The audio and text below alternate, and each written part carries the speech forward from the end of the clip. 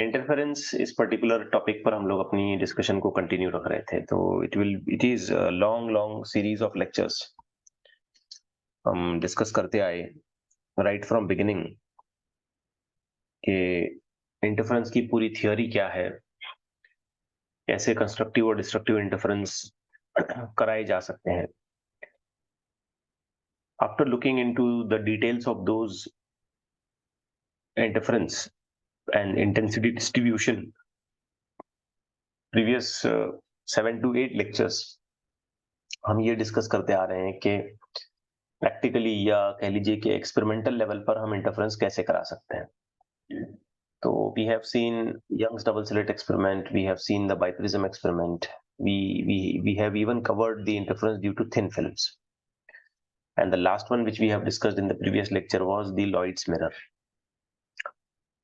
इस क्लास में हम एक और छोटी सी पॉसिबिलिटी को डिस्कस करेंगे जिसमें हम इंटरफेरेंस करा सकते हैं. काफी इंटरेस्टिंग है और वो है Billet's split lens. Billet's split lens system या एक्सपेरिमेंट फॉर ऑब्टेनिंग इंटरफेरेंस. आमतौर पर होता यह है कि हमारे पास एक लेंस होता है आमतौर पर, और इस लेंस के लिए हम एक फोकल लेंथ डिफाइन करते हैं और इसकी मैग्निफिकेशन हम फाइंड आउट कर लेते हैं. ऑब्जेक्ट और इमेज पोजीशंस के अकॉर्डिंगली हम इसमें इमेज की कंडीशन को देख सकते हैं. इवन लेंस यूज करते वक्त हम एक लेंस इक्वेशन भी लिखते हैं, 1/f is equal to 1/v minus 1/u. Okay, ये आपने 10th में भी सीखा होगा, 11th में भी इसका कुछ हिस्सा हम पढ़ चुके हैं. अब जनरली ये होता है कि अगर हम लेंस के सामने कोई एक ऑब्जेक्ट रखें या कोई सोर्स रखें, तो बेस्ड ऑन कितने डिस्टेंस पे हमने इस ऑब्जेक्ट को या सोर्स ऑफ लाइट को रखा है, हमको इसकी एक इमेज मिलती है. और इमेज का एक पर्टिकुलर क्राइटेरिया होता है, depending upon the object position वो इमेज हमको रियल या वर्चुअल या इरेक्ट या मैग्नीफाइड या डिमिनिश्ड मिल सकती है, डिपेंडिंग ऑन द सिचुएशन कि हमने ऑब्जेक्ट को एक्चुअली कहाँ रखा है. ये जनरल प्रैक्टिसेस हैं जिससे हम अक्सर इमेज फॉर्मेशन के बारे में डिस्कस करते हैं. बट यहाँ पे कोई इंटरफेरेंस वाला मामला तो हम ऑब्जर्व नहीं करते हैं, देखा जाए तो. आमतौर पर एक सिंगल सोर्स हम इस्तेमाल करते हैं या सिंगल ऑब्जेक्ट हम इस्तेमाल करते हैं और उसके लिए हमको एक सिंगल इमेज मिलती है. हो सकता है मैग्नीफाई होके मिले या हो सकता है डिमिनिश होके मिले, या हो सकता है कि हमको रियल मिले या हो सकता है कि वो हमको वर्चुअल मिले. ठीक है, इन्वर्टेड या इरेक्ट, ये सारे क्राइटेरिया इसमें हो सकते हैं. बट इंटरफेरेंस का दूर दूर तक इससे कोई ताल्लुक नहीं है. अब हमने क्या करना है कि इस लेंस को इसके पोल से ऐसे हॉरिजॉन्टली आप कह लीजिए 2 पार्ट में डिवाइड कर देना, लाइक दिस, ऐसे. तो अब ये लेंस एक सिंगल लेंस नहीं है, बल्कि इट्स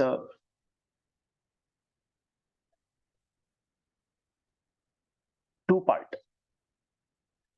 और इन दोनों पार्ट्स को आपने क्या कर देना है, थोड़ा सा सेपरेट करना है. सिर्फ काट के छोड़ना नहीं है, बल्कि आपने इन दोनों पार्ट्स को हल्का सा सेपरेट करना है. इट्स अप टू यू कि आप इसको सेंटर से काटते हो या थोड़ा ऊपर नीचे, डिपेंड करता है. But usually we cut through the centre. Pole से हम इसको काट के 2 हिस्सों में डिवाइड करते हैं, 2 इक्वल पार्ट हम लेंस के बनाते हैं. अब जैसे हम सोर्स या ऑब्जेक्ट पहले रखा करते हैं, बिल्कुल वैसे ही हमने सोर्स या ऑब्जेक्ट रखा. ठीक है, now focus on to the ray diagram. Obvious बात है कि ये सारा मामला इस बात पे डिपेंड करेगा कि ये सोर्स जो मैं यहाँ पे रख रहा हूँ, ये मैं लेंस से कितनी दूरी पे रखता हूँ, लाइक दिस. ये लेंस से मैं इसको कितनी दूरी पे रखता हूँ, this distance is very important. But मैं यहाँ पे आपको एक रफ स्कीम समझाने की कोशिश कर रहा हूँ कि ये कैसे वर्कआउट करने वाला है. तो देखें, सबसे पहले तो हम इससे कुछ रेज निकलती हुई दिखा रहे हैं जो ऐसे निकल रही है, ऊपर वाले पार्ट के एकदम टॉप पर और फिर ये नीचे वाले पार्ट के एकदम टॉप पर या एज पर आप कह लें. Now these rays will bend down and will move like this, and this ray will move like this. ऐसे मूव करेंगे. some of the other rays we may trace something like this and like this. तो यहां पे ना, इस जगह पे ये दोनों लेंस के जो हिस्से हैं, पार्ट्स हैं, पोर्शंस हैं, वो इस एक सिंगल ऑब्जेक्ट के दो अलग-अलग इमेजेस बना देते हैं। ऑब्जेक्ट तो एक ही है, अपना सोर्स अपना एक ही है, लेकिन इसके दो अलग-अलग इमेजेस बन जाते हैं। Okay, now this image I may just consider as S1 and the another one I can just consider as S2। बाकी सब पहले की तरह हो रहा है। अब यहाँ पे मान लो आपने स्क्रीन रख दी, ये आपने यहाँ पे स्क्रीन रखी, तो आप ये देखोगे कि ये ऊपर वाले पोर्शन से जो लाइट आ रही है इधर, और ये जो नीचे वाले पोर्शन से आ रही है लाइट इधर, तो ये सेगमेंट में, इस जगह पे ये लाइट का पूरा ओवरलैप हो जाता है। ठीक है, ऊपर से आने वाली लाइट ऐसे नीचे चली जा रही है ये, और ये नीचे से आने वाली लाइट ऐसे। या फिर आप यहाँ पे इन दोनों सोर्सेस के पॉइंट ऑफ व्यू से इमेजिन करें, ये जो कि इस बार इमेजेस हैं, ये इसने ऐसे लाइट को फेंका और ये नीचे वाली ने लाइट को ऐसे फेंका, लाइक दिस। तो ये जो मिडिल पोर्शन है, यहाँ का जो सेगमेंट है, मैं इसे हाईलाइट कर देता हूँ, ये सेगमेंट, यहाँ पे आप नोटिस करेंगे कि यहाँ पे सारी की सारी लाइट रेज जो है ये ओवरलैप हो रही, और हमारा इंटेंशन सिर्फ इतना ही होता है कि हम किसी तरीके से लाइट के सुपरपोजिशन को एग्जीक्यूट करा दें। तो यहाँ पर लाइट सुपर इम्पोज होने लग रही है, और अगर यहाँ पे लाइट सुपर इम्पोज हो जाती है एक प्रॉपर तरीके से, तो हम देखेंगे कि यहाँ पर स्क्रीन पर बैंड्स हमको नजर आते हैं, and our job is done, that's it. Finally हम यहाँ पे देखेंगे कि हमने इंटरफेरेंस करा दिया। अब एक सिंगल लेंस का इस्तेमाल करते हुए हम इसको स्प्लिट करते हैं दो पार्ट्स में, पोल से इसको काट देते हैं, दो इसके लेटरल सेक्शंस बना देते हैं, एक सिंगल सोर्स को हम दो अलग अलग इमेज वाले सोर्सेस में कन्वर्ट करते हैं, और फाइनली लाइट को सुपर इम्पोज करा देते हैं। तो यहाँ पर भी हम इंटरफेरेंस का ऑब्जर्वेशन कर सकते हैं, और सारा मामला बिल्कुल वैसे ही चलेगा जैसे यंग्स डबल स्लिट एक्सपेरिमेंट में चल रहा था। आप फ्रिंज विड्थ को लिख पाओगे lambda capital D divided by small D. Now the question here is that कि ये डी डी, ये जो फैक्टर्स हैं, हम ये कैसे मेजर करेंगे, स्मॉल डी कैपिटल डी कैसे मेजर करें? तो ये बात समझ लें कि इन दोनों सोर्सेस के बीच में जो भी गैप आएगा, ये हो जाएगा स्मॉल डी, और ये सोर्सेस से स्क्रीन तक का जो भी डिस्टेंस हो जाएगा, ये हो जाएगा कैपिटल डी। अब ये पूरी तरीके से इस बात पे डिपेंड करता है कि ये लेंस की फोकल लेंथ कितनी है, एक्चुअल जो सोर्स है वो लेंस से कितनी दूर रखा गया है, यानी कि उसका ऑब्जेक्ट डिस्टेंस कितना है।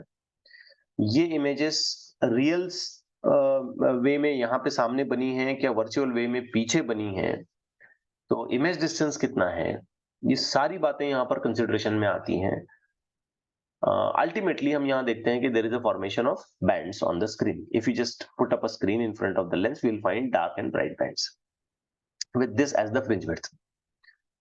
ओके, इसमें कुछ बेसिक चीजें मैं आपको समझाना चाहता हूं, जैसे कि लेंस से इनिशियल जो सोर्स है वो जितनी भी दूर रखा जाएगा वो कहलाएगा you, image sorry object distance. जहां पर भी ये इमेजेस बनेंगे वो कहलाएगा डिस्टेंस वी, ठीक है, दैट इज इमेज डिस्टेंस। अब इसमें हमने एक और फॉर्मूला एडिशनली यहाँ पे याद रखना है कि ये distance between the two sources लिखा जा सकता है u plus v divided by u into y. Now u और v तो समझ में आ गया, ये y क्या है। तो आपने याद रखना है कि जब हम लेंस को काटते हैं तो इन दोनों पोर्शंस को हम जितना सेपरेशन दे देते हैं, जितना एक दूसरे से दूर करते हैं, जो गैप बीच में हम बनाते हैं, उसी गैप को हम कॉल करते हैं y। अब मैक्सिमम जो इस पे क्वेश्चंस बने हैं अब तक, वैसे तो बहुत रेयर क्वेश्चन आए हैं इस पे, लेकिन फिर भी जो क्वेश्चंस इस पे बने हैं वो इन जनरल यही पूछा जाता है उसमें कि फ्रिंज विड्थ कितनी होगी, स्मॉल डी क्या है, कैपिटल डी कैसे निकाला जाएगा, और लेंस इक्वेशन से रिलेटेड कुछ एक टर्मिनोलॉजी वगैरह। तो सारा मामला इस तरीके से हम ऑब्जर्व करेंगे। आई होप आपको ये स्कीमेटिकली समझ में आ रहा है कि यहाँ पे क्या हो रहा है। ओके, फर्दर मोर अगर हम देखते हैं कि क्वालिटी ऑफ इंटरफेरेंस पैटर्न कैसा मिलेगा, तो ये बहुत बढ़िया हमको मिलेगा, क्योंकि हमने ऑप्टिकली एक सोर्स को ऑप्टिकली दो सोर्सेस में डिवाइड कर दिया। ये दोनों सोर्सेस तो 100% कोहेरेंट होने चाहिए। अगर मैंने सिंगल सोर्स मोनोक्रोमैटिक लिया है तो ये दोनों सोर्सेस भी monochromatic, narrow, close to each other, coherency के साथ, इक्वली ब्राइटनेस। मतलब ये कि आइडियल सिचुएशन में इंटरफेरेंस कराने के लिए जितनी भी स्टैंडर्ड कंडीशंस हमें मीट करनी होती हैं, वो सारी की सारी कंडीशंस हम स्प्लिट लेंस सिस्टम के जरिए ऑब्टेन कर सकते हैं, सेटिस्फाई कर सकते हैं, and finally we may get a very fine and well defined structure, well defined pattern of interference. तो आपको स्कीम समझ में आ गई कैसा है ये? यस। अब इसमें हमने बहुत ज्यादा एफर्ट्स पुट अप नहीं करने हैं अपने, ठीक है, इसमें परेशान भी नहीं होना है बस, लेकिन इतना जरूर करना है कि हमने इसके बेसिक्स याद रखने हैं कि ये कैसे किया जाता है।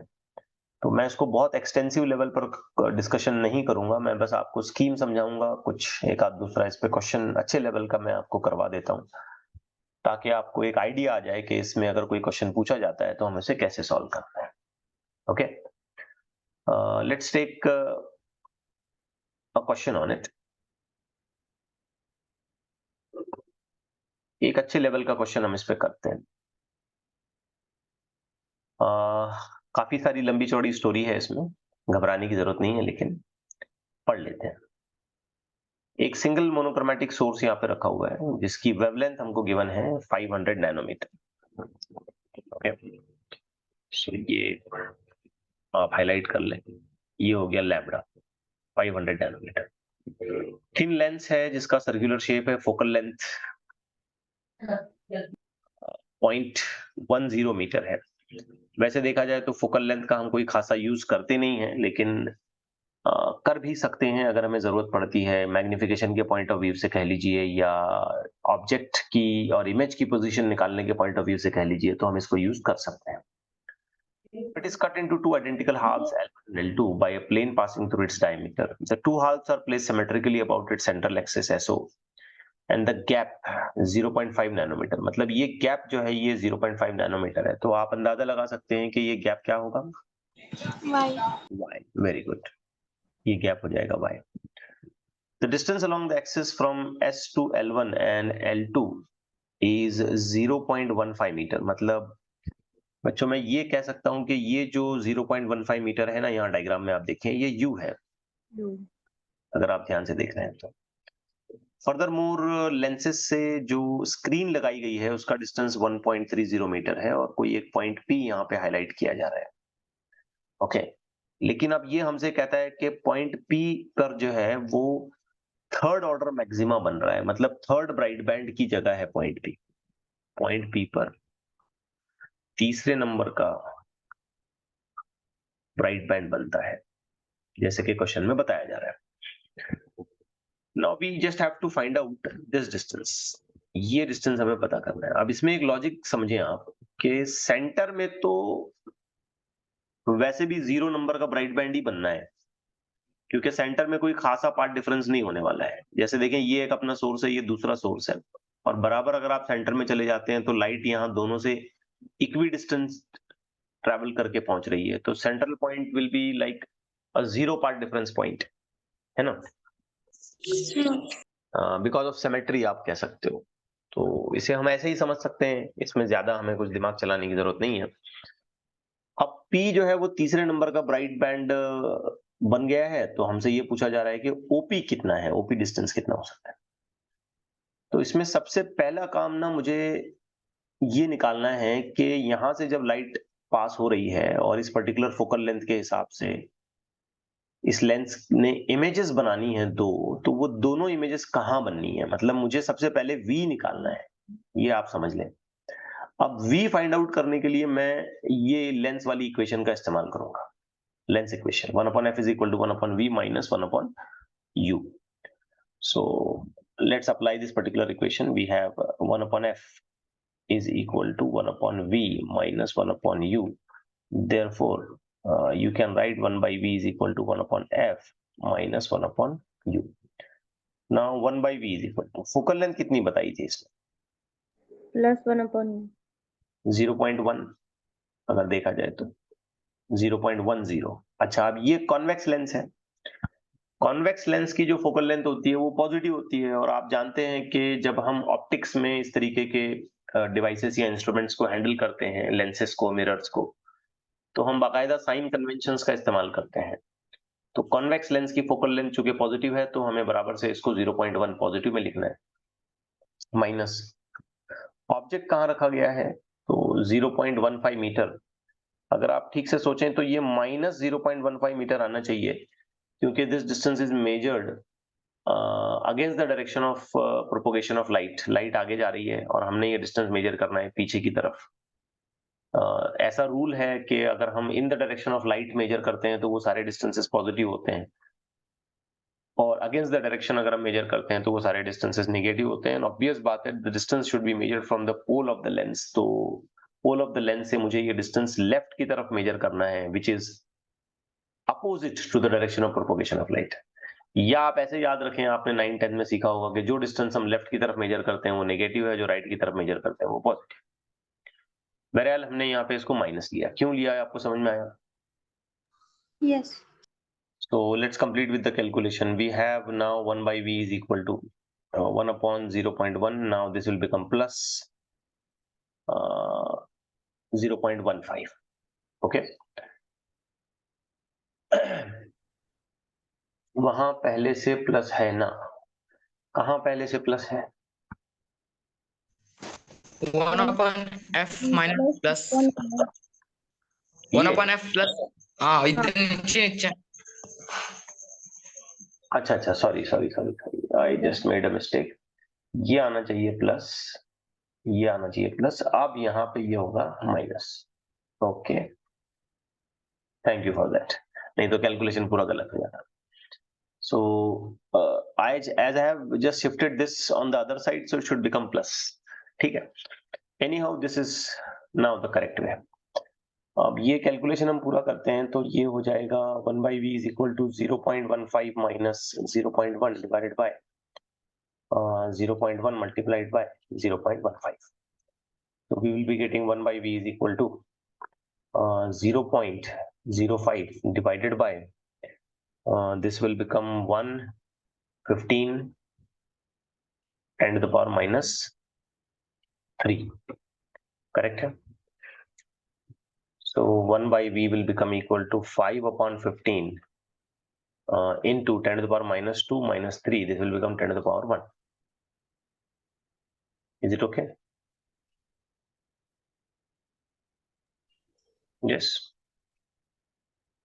Yes. Yes. So if we just solve it, we will be getting 1 by v is equal to 1 by 3. इसको मैं नीचे ले लेता हूँ 10 to the power minus 1. Therefore 1 by v is equal to 1 upon 0.3. Therefore v is equal to 0.3 metre. तो v का answer हमको मिला पॉजिटिव। मतलब ये इमेजेस कहाँ बनने वाले हैं? लेंस के राइट की तरफ बनने वाले हैं क्या लेफ्ट की तरफ बनने वाले हैं? Right. राइट। Very good. तो ये इमेजेस लेंस के राइट की तरफ बनेंगे। यहाँ पे दो इमेजेस बनेंगे। मैं जस्ट यहाँ पे कुछ डॉट्स लगा देता हूँ ताकि हम एक अंदाजा ले लें कि यहाँ कुछ ये दो इमेजेस बनने वाले हैं। This however in reference can be called as S1 and corresponding S2।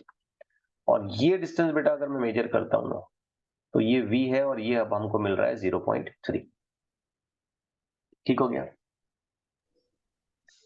अब इन दोनों के बीच में ये जो गैप है, ये गैप कहलाता है d। अगर मैं फर्दर कैलकुलेशन करना चाहता हूं तो सबसे पहले मुझे d मेजर करना पड़ेगा। So as we remember, d का जो फॉर्मूला है वो है u plus v divided by u into y. अब आप बताएं u का वैल्यू कितना है? 0.15. हाँ, यहाँ एक गलती होगी हमसे कि हम यहाँ भी साइन कन्वेंशन लगाएंगे। यहाँ साइन कन्वेंशन लगाने की जरूरत नहीं है, ये बस ज्योमेट्रिकल डिस्टेंस का फॉर्मूला है। ऑप्टिकल डिस्टेंसेस नहीं है यहाँ पे कि हम इस पे साइन कन्वेंशन लगाएं। ठीक है ना? नहीं तो आप बोलेंगे सर u जो है वो नेगेटिव है। नहीं, ऑप्टिकली जब हम डिस्टेंसेस को इस्तेमाल कर रहे होंगे या उनका कैलकुलेशन कर रहे होंगे तब हम उसको नेगेटिव लेते हैं। फिलहाल जो हम ये d निकाल रहे हैं, बस ये हम ज्योमेट्रिकली ये कितना सेपरेटेड है ये निकाल रहे हैं, तो ये बस एक एल्जेब्रिक फॉर्मूले की तरह देखा जाएगा, कोई ऑप्टिक्स का फॉर्मूला ये नहीं है। ठीक है, तो हम इस पे सिर्फ मैग्नीट्यूड से काम करेंगे। प्लस v का वैल्यू हमने अभी अभी बनाया, that is 0.3 and then again divided by 0.15 multiplied by ये y, और y का वैल्यू मैं देखता हूं यहाँ पे मुझे मिल रहा है 0.5 मिलीमीटर, आई गेस ये नैनोमीटर नहीं होना चाहिए, मिलीमीटर होना चाहिए आई गेस। ये जो सेपरेशन है ये मिलीमीटर होना चाहिए, ठीक है। ये नैनोमीटर का करेक्शन यहाँ पे कर लेते हैं और इसको रीड करते हैं millimetre. So let me just put it up here.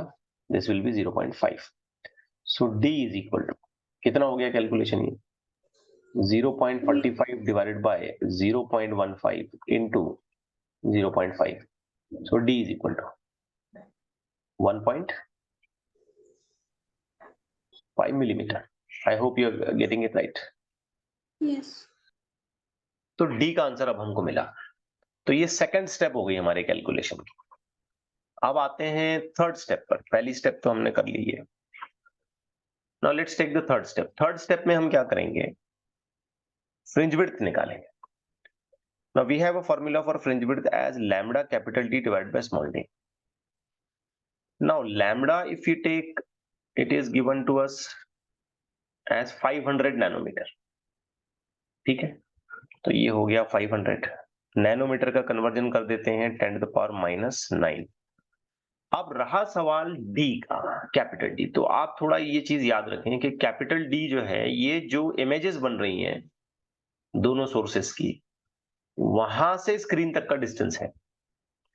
तो ये इमेजेस जो हैं ये लेंस से 0.3 मीटर आगे बनी है और लेंस से स्क्रीन 1.3 मीटर पर है। तो इसका मतलब ये हुआ कि इन दोनों सोर्सेस से ये डिस्टेंस कितना होना चाहिए 1 मीटर। Very good. तो कैपिटल डी तो अपना निपट गया, ये 1 मीटर हो गया, सिंपली 1। और स्मॉल डी मैंने अभी अभी निकाला एंड दैट इज 1.5 मिलीमीटर का कन्वर्जन करें 10 to the power -3। So calculation अगर हम पूरा करते हैं तो x will take a value of 5 upon, इसको कर देते हैं 15 into 10 to the power। अब देखो मैं इसको 15 कर रहा हूं, मतलब ये 10 to the power -4 हो गया। -4 ऊपर चला गया, +4 +5 +6 +6 -9, so that will become -3। so x is equal to 1/3, है ना, यानी कि 0.3 into 10 to the power -3 metre. I may just confirm this as 0.333 भी आप चाहो तो कैरी कर सकते हो, बट मैं इसको राउंड ऑफ करके 0.3 ले रहा हूं मिलीमीटर। तो इतना बेटा हमको फ्रिंज विड्थ यहाँ पे मिल गया। ये तीसरी स्टेप है। अब हमसे क्वेश्चन में इसने ये नहीं पूछा है कि फ्रिंज विड्थ कितना है या डी कितना है, स्मॉल डी कितना है, कैपिटल डी कितना है, इमेज कहाँ बनी, हमसे ये नहीं पूछा है। इसने हमसे ये पूछा है कि पॉइंट पी जो है ये तीसरे नंबर का ब्राइट बैंड अगर है तो ओ से पी तक का डिस्टेंस कितना है। तो बच्चों सिंपल सी बात है ना, आप लॉजिकली सोचो, यहाँ अपना सेंट्रल बैंड बना होगा, यहाँ 1 नंबर का बैंड बना होगा, यहाँ 2 नंबर का बैंड बना होगा, यहाँ 3 नंबर का बैंड बना होगा। अगर मैं यहाँ थोड़ा सा चालाकी से सोचता हूँ तो ये 3x। O से P जो डिस्टेंस है ना, ये ज्यादा कुछ नहीं है बल्कि 3x है, अगर ध्यान लगाओ तो। Yes. क्योंकि दिस बिकम्स 1x, दो ब्राइट बैंड के बीच का distance, this becomes 2x and this again becomes 3x। सो कोई लंबा चौड़ा एक्सेसिव एक्सटेंसिव कैलकुलेशन करने की जरूरत नहीं है, आपने बस थोड़ा दिमाग चलाना है। तो चौथी स्टेप में आप इसके आंसर पर पहुंच जाते हैं। OP is equal to 3 times of x। अभी अभी हमने निकाला था x इज 0.3, तो OP का रफली जो आंसर आएगा वो आएगा 0.9 मिलीमीटर। ठीक है, आप इसको राउंड ऑफ करके 1 मिलीमीटर भी बोल सकते हो बिकॉज दिस इज 0.33, तो मल्टीप्लीकेशन में वो 0.99 मिलीमीटर हो जाएगा। करेक्ट है ना। Yes. सो इसको राउंड ऑफ करके हम 1 मिलीमीटर का आंसर भी क्लेम कर सकते हैं। So that is the answer ना। इसी क्वेश्चन में एक सेकंड पार्ट भी हमसे पूछा जाता है कि if the gap between lens L1 and L2 is reduced, मतलब ये जो गैप है y जिसे हम कहते हैं, ये अगर हमने कम कर दिया, ठीक है, 0.5 मिलीमीटर से हमने उसको कम कर दिया, तो ओपी डिक्रीज होगा क्या इंक्रीज होगा क्या, सेम रहेगा। अब ओपी का मतलब है तीसरा बैंड। तीसरा बैंड कहां बनेगा, ऊपर जाएगा तीसरा बैंड क्या नीचे आएगा, ये तो इस बात पर डिपेंड करेगा कि फ्रिंज विड्थ का क्या हो रहा है। अगर फ्रिंज विड्थ घट गई तो तीसरा बैंड नीचे की तरफ आ जाएगा, है ना, कम जगह में बैठ जाएंगे ना तीनों बैंड्स। और अगर फ्रिंज विड्थ बढ़ गई तो तीसरा बैंड फिलहाल की जो पी पोजीशन है उससे ऊपर चला जाएगा, क्योंकि अगर फ्रिंज विड्थ बढ़ जाती है तो उसको स्पेस ज्यादा लगेगा। तो ये सारा मामला तो इस बात पे तय होगा कि फ्रिंज विड्थ का क्या हो रहा है। तो आप जरा सीक्वेंस अच्छे से समझें कि यहाँ पे हमने करना क्या है। हमने डी को घटाना है, डी को घटाना है हमने। थोड़ा और डी को घटाने की बजाय मैं ऐसे कहता हूं कि हमने y को घटाना है ना, बेसिकली। अच्छा, अगर y घट जाता है, ये देखो y अगर घट जाता है, बाकी u v इस पे तो कोई फर्क नहीं पड़ता है, ये तो अपना स्टैंडर्ड कैलकुलेशन के साथ उतने ही होंगे जैसे होने चाहिए। लेकिन अगर y घट जाता है तो इसके इफेक्ट में d घट जाएगा। सो इसका रिजल्ट ये होगा कि इसकी वजह से d घट जाएगा। अगर d डिक्रीज हो जाता है तो हम ये देखते हैं कि फ्रिंज विड्थ में d जो है ये इनवर्स प्रोपोर्शनैलिटी बनाता है if these two are kept constant. तो d का डिक्रीज फ्रिंज विड्थ को क्या करेगा? Increase. इंक्रीज करेगा। तो अगर फ्रिंज विड्थ इंक्रीज हो गई तो क्या बैंड्स के बीच का गैप बढ़ जाएगा? Yes. तो तीसरे नंबर का बैंड ये P वाली जगह पे आएगा या ऊपर की जगह पे आएगा? Over. ऊपर की जगह पे आएगा। मतलब O से P जो एक्सपेक्टेड डिस्टेंस है तीसरे नंबर के बैंड का, वो इंक्रीज हो जाएगा, है ना। Yes. तो हम लिख सकते हैं फाइनली कि OP जो तीसरे नंबर के बैंड को सजेस्ट करता है वो इंक्रीज हो जाएगा। तो इसका आंसर हो गया increase. Getting it? So I think ये एक न्यूमेरिकल काफी होगा स्प्लिट लेंस के कंसेप्ट को समझाने के लिए। इससे ज्यादा कोई कॉम्प्लेक्स सवाल इसमें नहीं आएगा। हाँ, एक चीज ये हो सकती है कि कुछ ऐसा किया जाए कि ये जो दो सोर्सेस हैं जो इमेज के तरीके से यहाँ पे बन रहे हैं, ये लेंस के पीछे की तरफ बने। ऐसा हो सकता है क्योंकि इन सोर्सेस की या इनकी इमेजेस बनना ये पूरी तरीके से डिपेंड करेगा कि फोकल लेंथ ऑफ लेंस कितनी है और हमने जो हमारा इनिशियल सोर्स है वो लेंस से कितनी दूर या नजदीक रखा है। तो उस वक्त आपको कैपिटल डी के कैलकुलेशन में थोड़ा सा केयरफुल रहना होगा। तो आप फंडामेंटली एक बात याद रखो कि कैपिटल डी मेजर करने का मतलब है कि दो इमेजेस जहां भी बन रहे होंगे वहां से स्क्रीन का डिस्टेंस। अगर वो लेंस के सामने बन रहे होंगे तो वहां से गिनेंगे हम, और अगर वो लेंस के पीछे बन रहे होंगे तो वहां से गिनेंगे। तो कैपिटल डी में जरा गड़बड़ हो सकती है बेस्ड ऑन अ सिचुएशन के इमेज हम रियल बना रहे हैं क्या वर्चुअल बना रहे हैं। इतना इसमें थोड़ा बहुत वेरिएशन एक्सपेक्टेड है। बाकी सारी बातें मैंने आपको बता दी। क्वेश्चन में हो सकता है सिर्फ इतना पूछ लिया जाए कि what is the small D value, या सिर्फ इतना पूछ लिया जाए कि फ्रिंज विड्थ कितनी है, या जैसे ये वाला क्वेश्चन मैंने आपके सामने रखा कि भाई ये थर्ड नंबर का बैंड है, इसकी बजाय बोल देगा भाई फिफ्थ नंबर का बैंड है या थर्ड नंबर का डार्क बैंड है, तो क्या पोजीशन है बताएं। तो ये तो मैं समझता हूँ आप आसानी से कर सकते। सो ये था सारा मामला इंटरफेरेंस का। इसमें हमने काफी सारी वैरायटी को डिस्कस किया, बहुत सारी चीजें देखी, और अलग अलग एक्सपेरिमेंटल सिचुएशन मैंने आपके सामने रखी। नेमली अगर मैं इन सभी बातों को फौरन रिवाइज कर दूं तो हमने सबसे पहले यंग्स डबल स्लिट एक्सपेरिमेंट देखा, और उसी में ऑब्लिक इंसिडेंस का एक केस है जो बहुत सीरियसली आपने करना है। फिर उसके बाद यंग्स डबल स्लिट में ही मैंने अलग अलग क्राइटेरिया लगा दिए कि उसको एक्सपेरिमेंट सेटअप को हमने लिक्विड में सबमर्ज कर दिया या उसके सामने कोई थिन फिल्म पकड़ ली वगैरह वगैरह। ऐसी बहुत सारी चीजें मैंने आपके सामने रखी हैं। डिस्टेंस ऑफ बैंड्स कैसे गिना जाएगा। So it's a long long long long discussion. दूसरे नंबर का एक्सपेरिमेंट जो हमने किया वो था बाइप्रिज्म एक्सपेरिमेंट। तीसरे नंबर पे जो हमने इंटरफेरेंस की पॉसिबिलिटी सर्च की वो थिन फिल्म के थ्रू सर्च की। थिन फिल्म में इंटरफेरेंस होता है in reflection and in refracted rays as well. तो पाथ डिफरेंस की कंडीशन वहां पे हमको अच्छे से लिखने आनी चाहिए। नेक्स्ट चौथे नंबर पे हमने देखा कि मिरर्स के थ्रू भी हम रिफ्लेक्शन और डायरेक्ट इंसिडेंट्स कराते हुए इंटरफेरेंस को ऑब्जर्व कर सकते हैं, जिसे हम कहते हैं लॉयड्स मिरर एक्सपेरिमेंट। और पांचवें नंबर पे जो अभी हमने कंप्लीट किया इंटरफेरेंस का लास्ट और आखिरी एक्सपेरिमेंट, वो था बिलिट्स स्प्लिट लेंस एक्सपेरिमेंट, जिसमें हम इंटरफेरेंस कराते हैं by using two separate portions of a single lens. Okay, तो कैलकुलेशन स्ट्रेटजीज और ये सारी बातें मैंने आपको अच्छे से बता दी। आइए अब इस चैप्टर के आखिरी हिस्से से थोड़ा सा डिस्कशन करते हैं। इसके बहुत ज्यादा डिटेल में तो आज हम नहीं जाएंगे, हाँ, इतना जरूर है कि अगली क्लास में होपफुली हम इस पर बहुत ज्यादा डिटेल्ड डिस्कशन करें, लेकिन आज का इंट्रोडक्शन काफी इंटरेस्टिंग होगा और चीजों को समझने के पॉइंट ऑफ व्यू से आपको इसे बहुत केयरफुली सुनना चाहिए। तो आखिरी पार्ट है हमारा ये इस चैप्टर का, वो है डिफ्रैक्शन। बहुत ही जबरदस्त आर्टिकल है और मैं रिसेंट ईयर्स में जो देख रहा हूँ ट्रेंड्स जो चल रहे हैं क्वेश्चंस के, उसमें डिफ्रैक्शन पर क्वेश्चन बहुत ज्यादा पूछा जाता है। इंटरफेरेंस पर कई सालों से पूछता आया है, तो just for a change diffraction पर क्वेश्चन पूछे जाते हैं। ओके, नीट में हो या सीईटी में हो या एंड सो ऑन। तो अभी अगले 10-15 मिनट में आपको ये समझाने की कोशिश करूंगा कि हम डिफ्रैक्शन किसे कहते हैं, what do you mean by diffraction. एक बार आपके जहन में डिफ्रैक्शन का कंसेप्ट अच्छे से बैठ गया तो फिर इसको आप एंजॉय करेंगे। ये इतना जबरदस्त आर्टिकल है और डिफ्रैक्शन को हम कई बार हमारे सराउंडिंग में, हमारे अतराफ में होता हुआ देखते हैं, लेकिन हम उसे समझ नहीं पाते, हम उसे फील नहीं कर पाते क्योंकि हमारे पास वैसी उससे रिलेटेड कोई इंफॉर्मेशन नहीं है। ओके, चलिए शुरू करते हैं। डिफ्रैक्शन क्या है, डिफ्रैक्शन ऑफ लाइट का क्या मतलब है।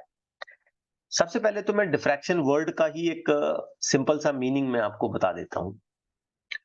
बहुत आसानी से, अगर मैं डिक्शनरी मीनिंग तो नहीं बताऊंगा, बस समझने के पॉइंट ऑफ व्यू से बहुत आसानी से अगर आप डिफ्रैक्शन को समझना चाहते हैं तो इसका एक सिंपल सा इजीएस्ट मतलब ये है, रास्ता भटकना, डिफ्रैक्ट हो जाना, अपने रास्ते से हटना, पाथ को छोड़ देना। ठीक है, तो लाइट के साथ भी ऐसा होता है कि लाइट चल रही थी सीधे, अचानक से कोई ऑब्स्ट्रैकल आ गया उसके रास्ते में, उसके पाथ में कोई रुकावट आ गई, कोई ऑब्स्ट्रैकल आ गया जिससे टकरा के लाइट अपना रास्ता ही चेंज कर देती है, अपने पाथ को ही चेंज कर देती है, अपने रास्ते से भटक जाती है। पहुंचना था कहीं और पहुंच जाती है कहीं और। इसे हम कहते हैं डिफ्रैक्शन। अक्सर हम क्लास 11-12 के स्टूडेंट्स को, जो खास करके कंपटीशन के लिए प्रिपेयर कर रहे होते हैं, हम उसे बोलते हैं ना, भाई डिफ्रैक्ट मत हो जाना, रास्ते से भटकना मत। ठीक है ना। तो लाइट के साथ ऐसा कब होता है? क्या ये एक यूजुअली हैपनिंग चीज है? हमेशा ऐसा होता है क्या लाइट के साथ? नहीं, ऐसा हमेशा नहीं होता है लाइट के साथ। नंबर वन, डिफ्रैक्शन होने के लिए लाइट के पाथ में, उसके रास्ते में, उसके प्रोपोगेशन में किसी ऑब्स्ट्रैकल का आना जरूरी है। कोई रुकावट, कोई ऑब्स्ट्रैकल, कोई चीज, ठीक है, उसका आना जरूरी है। बगैर किसी ऑब्स्ट्रैकल के आए लाइट डिफ्रैक्ट नहीं होगी। लाइट की तो खासियत है, उसकी प्रॉपर्टी है कि वो तो सीधा ही चलेगी। हाँ, अनटिल अनलेस उसके रास्ते में हम कोई ऑब्स्ट्रैकल, कोई रुकावट ले आते हैं। नंबर दो, डिफ्रैक्शन किसी भी तरीके के ऑब्स्ट्रैकल के लिए नहीं होता है। ऐसा नहीं है कि कोई भी आपने चीज पकड़ ली और फिर आप उम्मीद करते बैठे हैं कि भाई यहाँ से लाइट डिफ्रैक्ट हो जाएगी, यहाँ से लाइट बेंड हो जाएगी, यहाँ से लाइट अपने रास्ते से भटक जाएगी, अपना रास्ता छोड़ के कहीं और मुड़ जाएगी। तो ऐसा नहीं। डिफ्रैक्शन का ये जो खास फिनोमेना है, ये उस वक्त ऑब्जर्व होगा जब हमने ऑब्स्ट्रैकल इतने छोटे साइज का होल्ड किया है जो लाइट की वेवलेंथ के साथ कंपैरेबल है। तो डिफ्रैक्शन होने के लिए ये सबसे बड़ी और नेसेसरी कंडीशन है कि साइज ऑफ ऑब्स्ट्रैकल जो है ये वेवलेंथ के साथ कैसा हो, कंपैरेबल हो। मैं ये नहीं कह रहा हूं कि इक्वल हो। अब लाइट की वेवलेंथ तो एंगस्ट्रॉम में चल रही है, तो ये जो ऑब्स्ट्रैकल है, ये जो रुकावट है, ये ऑब्जेक्ट जो है, ऑब्जेक्ट ये वर्ड इस्तेमाल करता हूं मैं, इसका जो साइज है, इसका जो डायमेंशन है, ये लाइट की वेवलेंथ के साथ कंपैरेबल हो, मतलब कुछ माइक्रोमीटर्स में हो, नैनोमीटर्स, माइक्रोमीटर्स में हो, तो हम यहां देखेंगे कि यहां पर डिफ्रैक्शन पॉसिबल है। अच्छा, डिफ्रैक्शन क्या ये सिर्फ लाइट की खासियत है? क्या ये सिर्फ लाइट के साथ होता है? नहीं। डिफ्रैक्शन ये एक ऐसी प्रॉपर्टी है जो सभी तरीके के वेव्स के साथ हो सकता है। हाँ, ये शर्त पूरी होनी चाहिए, ये कंडीशन पूरी होनी चाहिए कि जिस ऑब्स्ट्रैकल से टकरा के वेव्स का डिफ्रैक्शन हो रहा है, वो ऑब्स्ट्रैकल साइज में, उसके डायमेंशंस में, साइज में इतना हो कि वो उस वेव की वेवलेंथ के साथ कंपेयर किया जा सके। ओके, तो किसी भी वेव के साथ डिफ्रैक्शन होगा, लेकिन लाइट के साथ होने वाला डिफ्रैक्शन बड़ा खास है, बड़ा स्पेशल है, क्योंकि इसके रिजल्ट में भी हमको पैटर्न मिलते हैं, कुछ कुछ हद तक वैसे ही पैटर्न हमको ब्राइट और डार्क बैंड्स के मिलने लग जाते हैं जैसे हमें इंटरफेरेंस में मिल रहे थे। अब आप यहाँ पे मुझसे एक सवाल कर सकते हैं, सर अगर इंटरफेरेंस में भी पैटर्न मिलते हैं, एट द एंड डिफ्रैक्शन में भी पैटर्न मिलते हैं, तो डिफ्रैक्शन अलग कहाँ हुआ? डिफ्रैक्शन वैसा ही हुआ जैसे इंटरफेरेंस है? नहीं, ऐसा नहीं है। डिफ्रैक्शन पूरी तरीके से अलग है और इंटरफेरेंस पूरी तरीके से अलग है। इंटरफेरेंस में there is a pure superimposition, there is a pure superposition of light waves. Diffraction में सुपरपोजिशन बाद में होगा पैटर्न बनाने के लिए, लेकिन पहले बेंडिंग होगी, पहले रास्ते से भटकेंगे, फिर बाद में जाके एक दूसरे के ऊपर ओवरलैप हो जाएंगे। सो ये एक यूनिक क्राइटेरिया है। इंटरफेरेंस में कोई बेंडिंग वाला पार्ट हम ऑब्जर्व नहीं करते, हम बस लाइट को ओवरलैप कराते हैं, यहां से एक लाइट रे लाए, वहां से एक लाइट रे लाए, ओवरलैप करा दिया, इंटरफेरेंस हो गया। डिफ्रैक्शन में ओवरलैप होना ये एक सेकंड स्टेप का प्रोसीजर है। पहले क्या होगा, तो लाइट किसी ऑब्स्ट्रैकल से, किसी ऑब्जेक्ट से टकरा के उससे मुड़ जाएगी, उसके एजेस पर मुड़ जाएगी, ठीक है। लेकिन ये हर किसी ऑब्जेक्ट के लिए नहीं पॉसिबल। ये कौन से साइज के ऑब्जेक्ट्स के लिए या ऑब्स्टेकल के लिए पॉसिबल होगा? जिनकी डायमेंशंस, जिनकी लेंथ, जिनकी ब्रेड्थ, जिनकी साइज, जिनके एजेस वेवलेंथ ऑफ लाइट के साथ कंपैरेबल होंगे, कंपेयर किए जा सकते हैं ऐसे। तो आमतौर पर अब ये पेन हो गया, मैं खुद खड़ा हो गया, कोई ऑब्जेक्ट हो गया, कोई दूसरा अतराफ में हमारी जो चीजें होती हैं, क्या उनसे लाइट डिफ्रैक्ट होगी? नहीं होगी, क्योंकि ये इतने बड़े बड़े ऑब्जेक्ट्स हैं कि इनकी साइजेस जो हैं ये लाइट की वेवलेंथ के साथ कंपैरेबल नहीं है। हाँ, छोटे छोटे डस्ट पार्टिकल्स हैं, पतली सी स्लिट आपने बना दी, वो हो गई, एयर के मॉलिक्यूल्स हो गए, ठीक है, वाटर के मॉलिक्यूल्स हो गए कुछ हद तक, या कुछ छोटे छोटे टाइनी टाइनी पार्टिकल्स हमारे पास हैं, या टाइनी टाइनी ओपनिंग्स हमारे पास हैं, या बिल्कुल फाइन ओपनिंग, बारीक बारीक सुराख अगर हमारे पास है, तो वहां से हम देख सकते हैं कि लाइट का डिफ्रैक्शन हो सकता है कुछ हद तक। ओके, समझ आ रही है थियरी पूरी इसकी? अब हम थोड़ा सा इसमें समझने की कोशिश करते हैं कि ये होता कैसे, कैसे होता है। इसको समझाने के लिए मैं बिल्कुल आसान सी एक एग्जांपल आपके सामने रखता हूं, बिल्कुल आसान सा एग्जांपल, ठीक है। अगर मैं क्लास में लाइव पढ़ा रहा होता तो कुछ चीजें मैं आपको वहां पे करके दिखाता, बट ठीक है, यहाँ पे भी हम इस मीडिया का भी इस्तेमाल करते हुए इन चीजों को वैसे ही गहराई से समझेंगे जैसे हम आमतौर पर समझते हैं। सपोज बच्चों इमेजिन करो कि हमारे पास एक बहुत पतली सी ओपनिंग है, कुछ ऐसी, जस्ट इमेजिन करो, हल्की सी ओपनिंग है यहाँ, और ये बाकी जो दो लाइंस मैंने बनाए हैं ये पूरी तरीके से ऑब्स्ट्रैकल्स हैं, रुकावट है। अब इमेजिन करते हैं बच्चों के यहां से बहुत सारा पानी जो है ना वो बहते बहते आ रहा है, बहुत सारा वाटर, कई गैलन वाटर यहां से जो है ना बहते आ रहा है तेजी से। अब जो मैंने ब्लैक लाइंस बना दी वहां तो ये वाटर रुक जाएगा, है ना, यहां तो वाटर ऑब्स्ट्रैकल है, रुक गया। लेकिन ये जो हल्की सी मैंने ओपनिंग रखी है, क्या ये पानी इसमें घुस जाएगा? Yes. अब आप सोचें कि जब इसमें ये वाटर एंटर करेगा तो क्या बिल्कुल ईमानदारी से ऐसा सीधा जाएगा क्या? नहीं. ऐसा बिल्कुल ऐसे ईमानदारी से ऐसा सीधा जाएगा क्या ये? सोचें आप, क्या ये बिल्कुल ऐसे सीधा जाएगा? नहीं. नहीं जाएगा। हम देखेंगे कि यहां पर इसकी एजेस पर ये ऐसे मुड़ जाएगा, यहां इसकी एजेस पर भी ऐसे मुड़ जाएगा, ये एजेस पर ऐसे मुड़ के फिर आगे बढ़ेगा। तो यहां ये एजेस पर जो वाटर का लेवल बेंड हो गया ना, इसे ही डिफ्रैक्शन कहते हैं बेटा, इसी चीज को डिफ्रैक्शन कहते हैं। ये एजेस पर ऐसे बेंड हो गया, ये नेचुरल फिनोमेना है, बिल्कुल common. Okay, let me give one more example to understand this. आपने अगर कोई टीन के पत्रों का छत देखा होगा, ठीक है, पतरे आमतौर पर हमारे यहाँ शोलापुर में होते हैं, पत्थरों के घर होते हैं, है ना, ऊपर टीन लगी हुई होती है। अगर उन टीन के पत्रों में हल्का सा छेद हो जाए, सुराख हो जाए हल्का सा, तो उसमें से लाइट ऐसे एंटर करती है, एंटर करती है ना लाइट, उसमें सूरज की रोशनी एंटर करती है। अब वो लाइट एंटर कर रही है और उसका स्पॉट हमारे दीवार पे बन रहा है, घर की दीवार पे उसका स्पॉट बन रहा है। क्या लगता है वो स्पॉट उतने ही छोटे साइज का बनता है जितने छोटे साइज का सुराख है, या स्पॉट ऐसा बड़ा बनता है?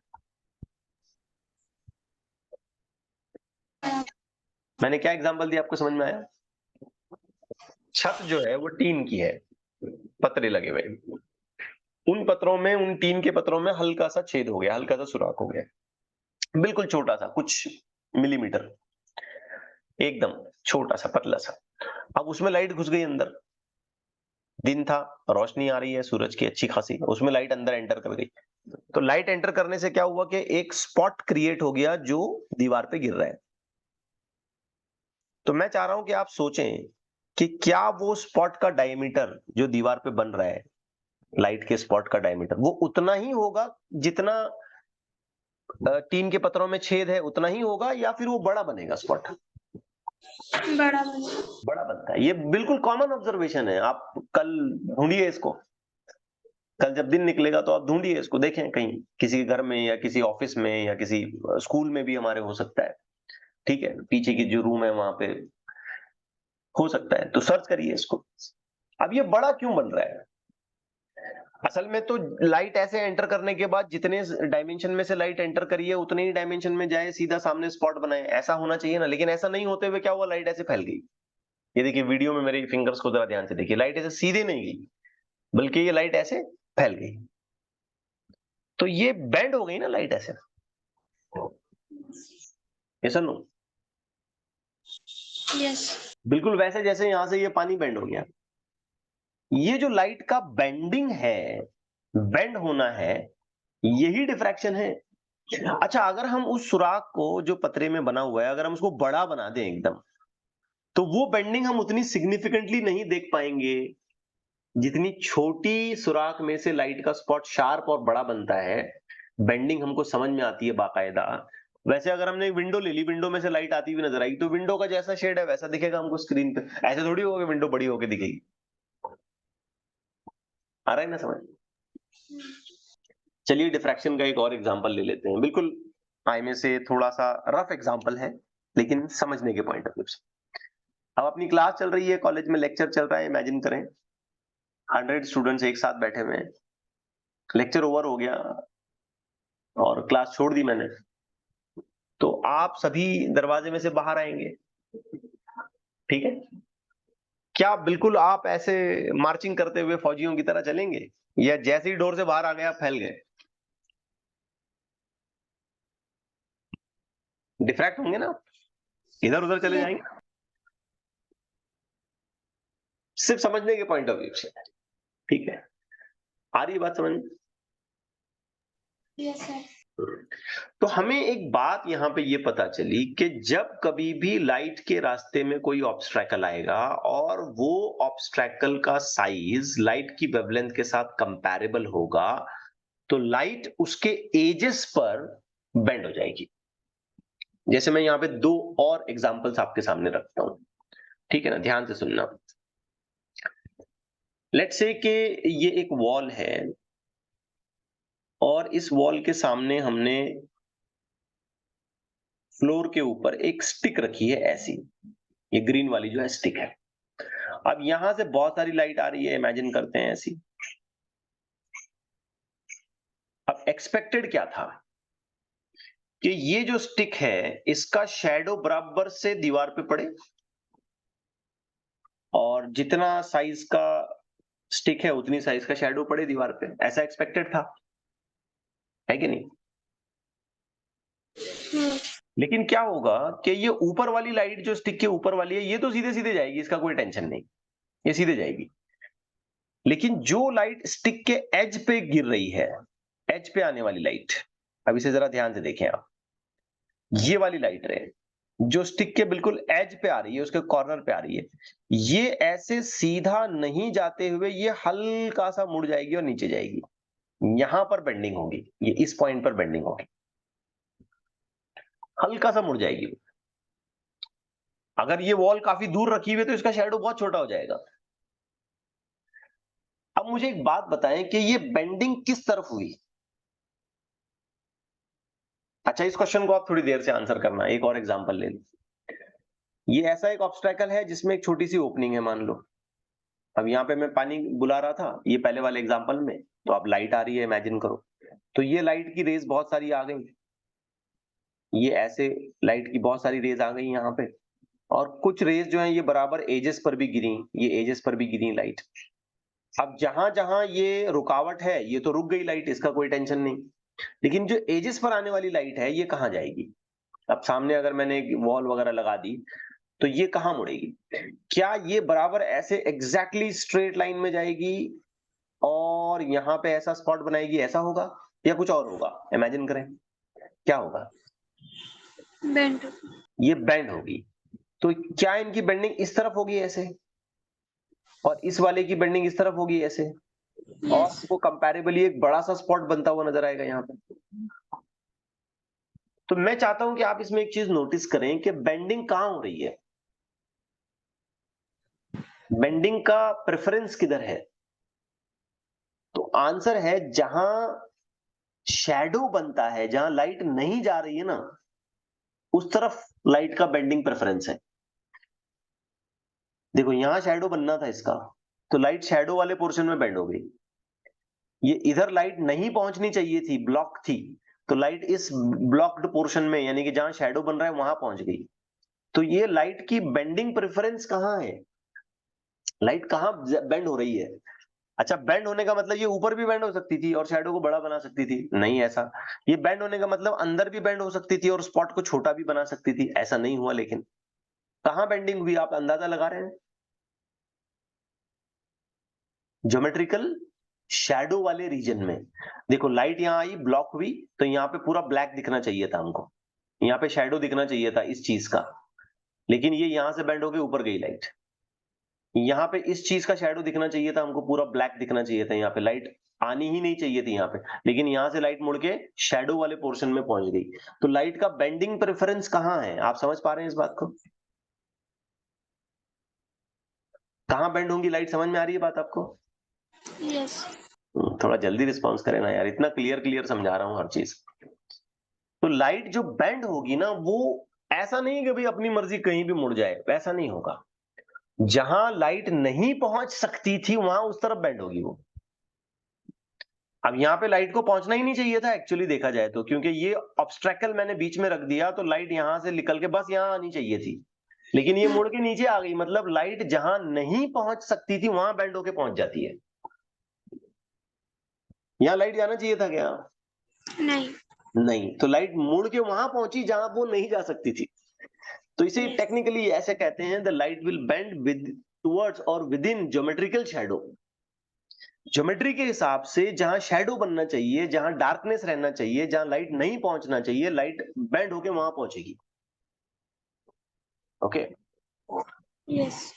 अब इन सभी बातों को अगर मैं मोटा मोटा बिल्कुल आसान तरीके से आपके सामने रखने की कोशिश करूं, तो डिफ्रैक्शन ये एक ऐसा फिनोमेना है जो सब तरीके की वेव्स में हो सकता है। इवन साउंड में भी डिफ्रैक्शन होगा, जो भी वेव है ना वो डिफ्रैक्ट होगी, बिंदास आप इसको बोल सकते हैं।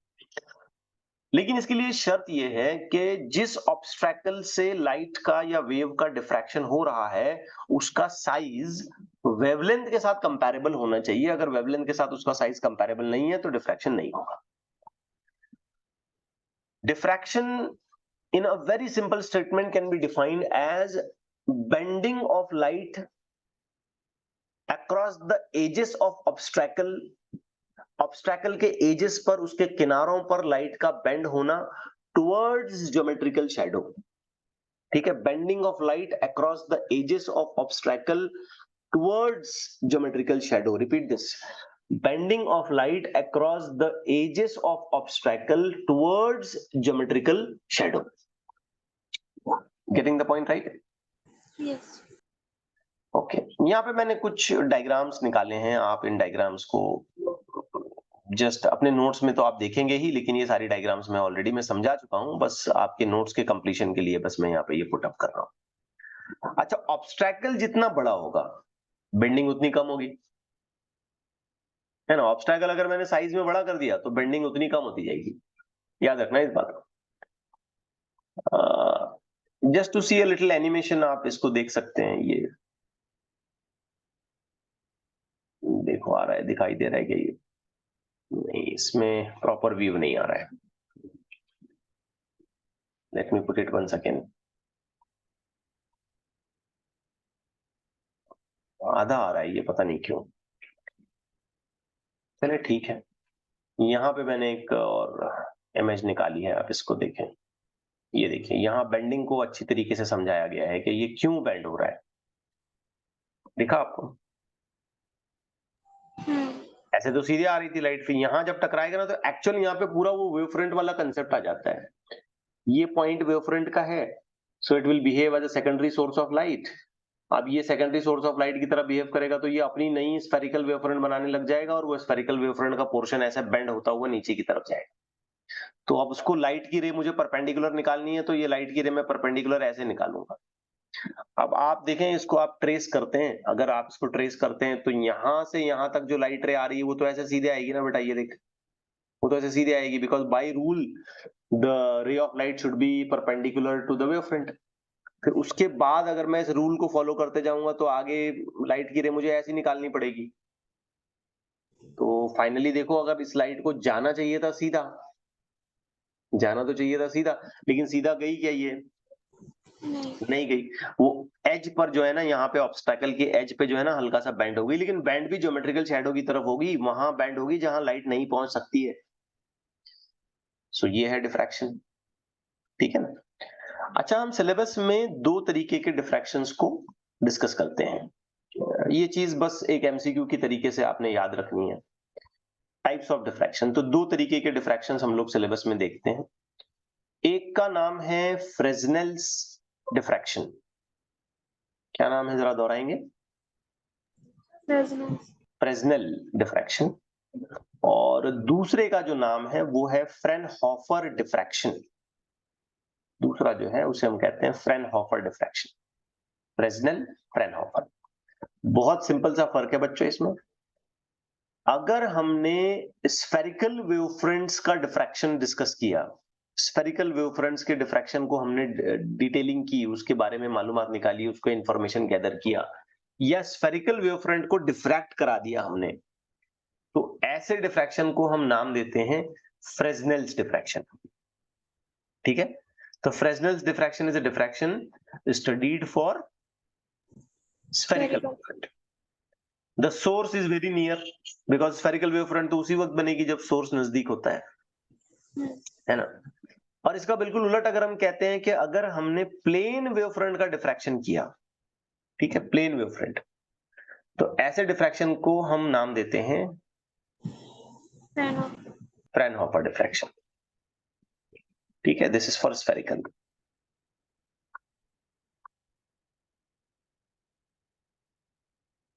अब इसको याद रखना भी बहुत आसान है। फ्रेस्नेल में एस है और स्फेरिकल में एस है, तो याद रखना भी आसान है ना।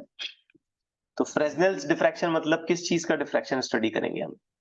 स्फेरिकल वेवफ्रंट, हाँ, और फ्रेनहोफर मतलब प्लेन वेवफ्रंट। तो फ्रेस्नेल में एस आता है, स्फेरिकल में एस आता है, तो इससे हम याद रखें। अब ये मत बोलना सर फ्रेनहोफर में पी नहीं आ रहा है, इसका तो कोई जवाब नहीं है मेरे पास, फिर अगर आप ऐसे बोलने लग जाओगे तो ठीक है ना।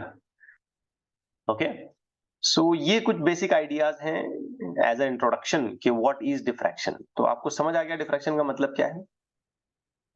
Yes sir. यस। अब आपका एक होमवर्क है, और वो होमवर्क ये है कि आपने कल दिन भर में ऐसे डिफ्रैक्शन होते हुए कंडीशन सर्च करनी है आपने। ठीक है, वो किसी भी लेवल पे हो। मैं कॉमन सा आपको हिंट दे देता हूं। आप